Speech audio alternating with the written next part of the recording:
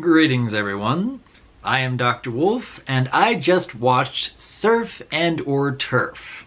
I have quite a few things that I want to discuss here.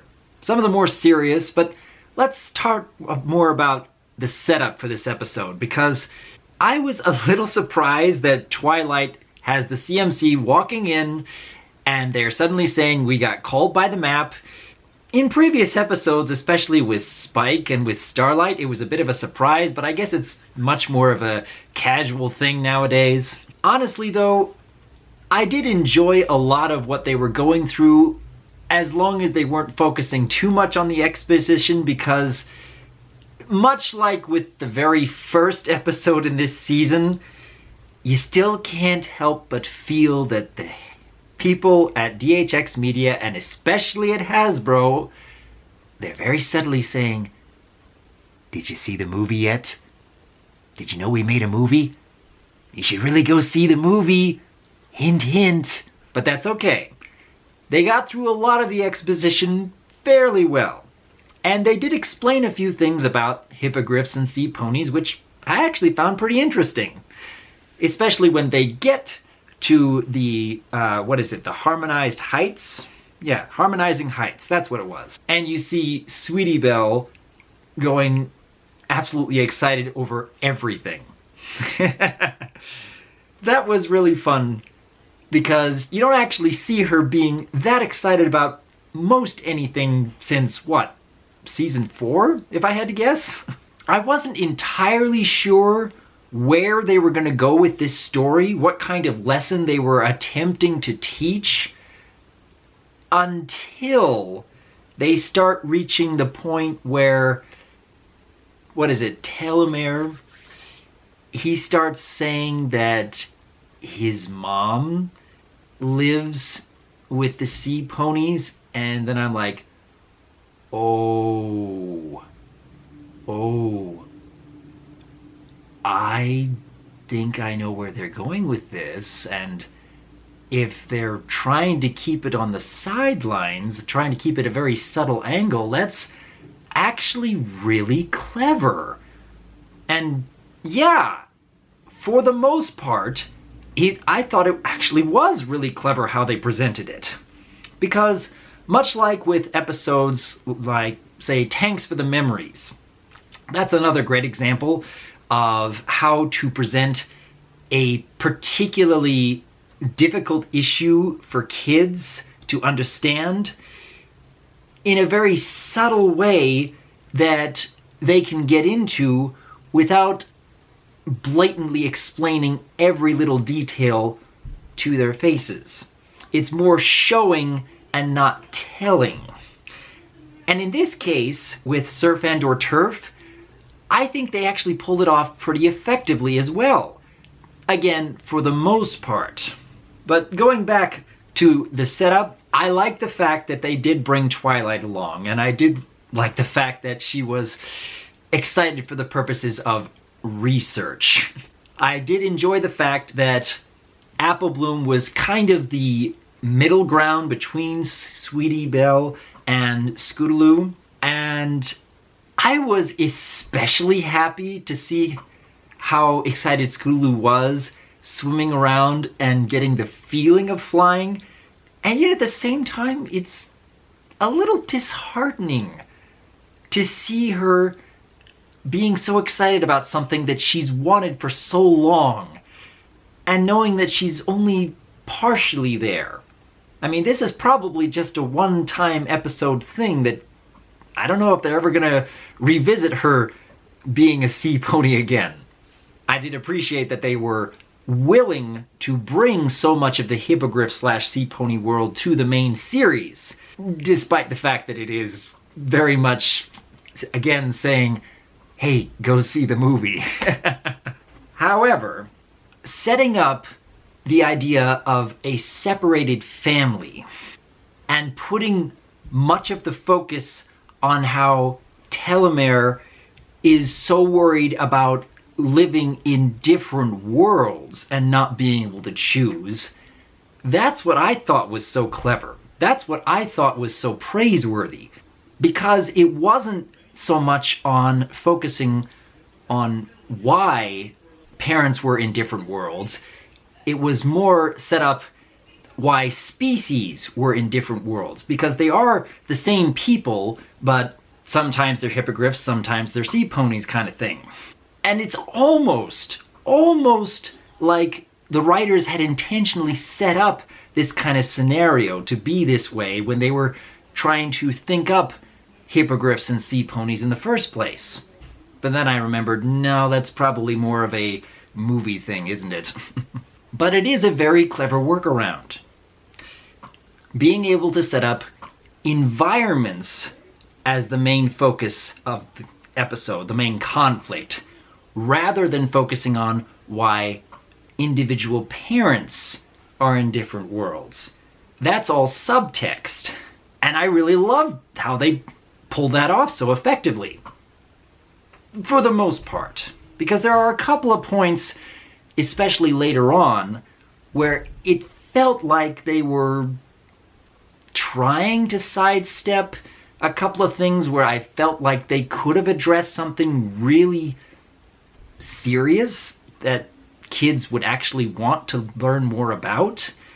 And yet at the same time, I'm a little torn as to, maybe this was a better way to go about doing it, keeping everything so much in the background, so much in the subtext, where kids will think about it long after they've watched the episode or go back to watching it again, or as they're growing up, thinking back, I never thought about it this way when I was first watching it, but that's actually something that I really appreciate now, more that I've grown up a little bit. Maybe that is a better way of going about it. But I still feel like if there were a couple of lines, just a couple of lines between the parents, I don't know. It's a give and take. But then again, maybe I'm focusing more on what I would want the episode to be instead of focusing on what the episode is. And for what the episode is, having the conflict more between Telomere not knowing where he wants to be, and then having much more of the arguments between the CMC themselves and not between the separated family, that's also a clever bit of subtext. Because then you could have the argument side of things without directly involving the family. And yes, it was a little bit quick to have it so the CMC are kind of bickering with each other in that respect. But at the same time, you can understand why they would set it up that way, because it's kind of a stand-in in that respect.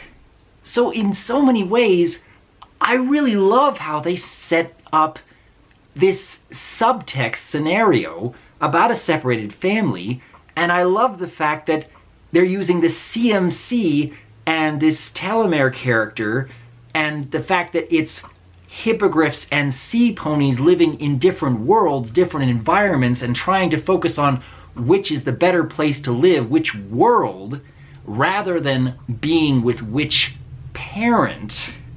I mean, there's so many little subtleties like that. You have to imagine that the writers intentionally set it up that way.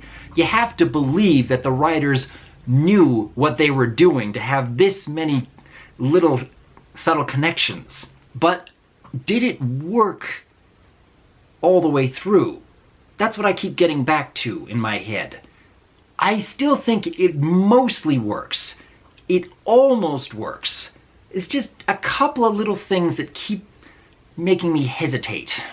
I don't know if I enjoy it quite as well as something like Tanks for the Memories, which I think handled the subtext so brilliantly you can go back to it much later in life as a child and as an adult and appreciate it that much more. For Surf and or Turf, I still don't think it's quite as effective, but it is most of the way there.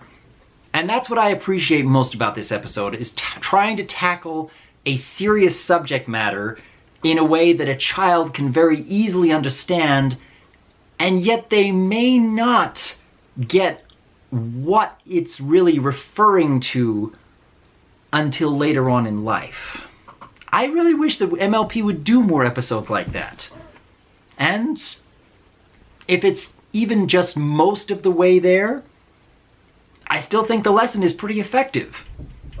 And it still gave me a few moments of comedy that made me chuckle. Especially when Sweetie Belle was being so excited about everything, going up to the harmonizing heights. She's almost like a little mini Disney princess in that way. Apple Bloom kind of embellishing her story about how Applejack saved the day against the Storm King. It sounds like something she would do. And I'm really happy to see that Scootaloo is kind of fulfilling her lifelong dream of being able to fly, and yet it's still a little heart-wrenching to know that it's only part of the way there. That it's something that she's really, really dreamt of for so long, but it's only underwater. Kind of tugs at the heartstrings that way. But I did enjoy the episode on the whole. And thus far, this season, I think, in my opinion, it might be the strongest entry, if just for the lesson alone. But then again, what do each of you think?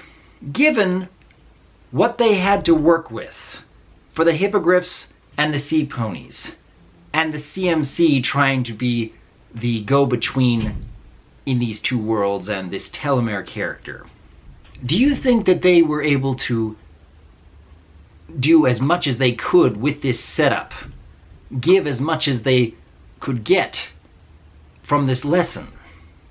And do you think this little nods to the subtext actually work in the favor of this episode? I still think it works most of the way. A couple of little things that give me a bit of a hesitation, especially with how the parents address each other as if, oh, it's nice to see you. Even though they're, like, how far away from each other? In the purpose of the world of Equestria, that raises a lot of questions. But in the purpose of maybe real life, the fact that a separated family would address each other as being casual about it and not being so upfront about the lesson they're trying to teach for the episode itself, maybe that does work better.